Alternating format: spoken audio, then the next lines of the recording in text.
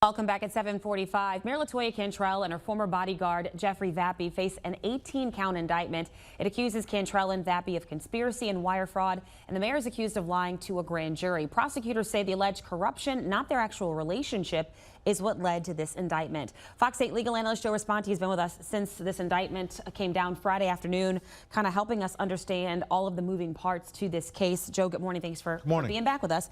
Let's backtrack a little bit. Prior to the indictment coming out, the name Randy Farrell was mentioned a lot in connection, possibly I should say, in connection to the mayor. Let's remind our viewers who Randy Farrell is and the legal challenges he's facing and why his stuff, if you will, was not wrapped up in the mayor's indictment. He was a guy, he's a government contractor, and he got indicted a year or so ago. And the allegations were the quid pro quo with the mayor. She wasn't named, but she was identified as public official one, where he was giving her tickets to Saints games, etc., and he was getting things back in return from her. So that is, in my mind, a conspiracy. And the last overt act of the conspiracy is going to be important. Like, what was the last time he got something or gave something? Either way, and whatever that date is, they have 5 years from that date. Otherwise, the statute of limitation runs out. My calculations, but I don't know everything about her, and I don't know if there was some other act. But they got to get on their horse. If they're going to charge her with anything that has to do with him, they got to do it pretty soon, or it's already passed. Okay. And of course, people all weekend have been around the city just kind of, looking through all of these reports, reading through the indictment, because of course that is public information now. And the question, one of the many questions people have is, will this case actually go to trial? What are your thoughts on that? It depends on LaToya Cantrell.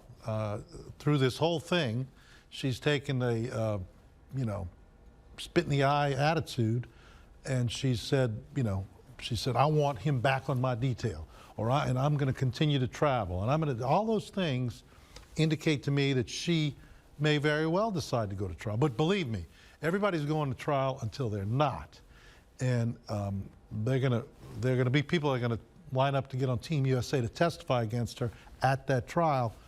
And right now, she's kind of on the borderline in my calculations between probatable and non-probatable sentencing guidelines. Of course, it's always up to the judge, but these are some of the things she's going to have to consider. And that's what I was going to ask you last in our last few seconds here. If this case does go to trial and the mayor is found guilty during this trial, which at the time of the trial she likely wouldn't even be mayor anymore, because it would likely take some time to get to a federal trial.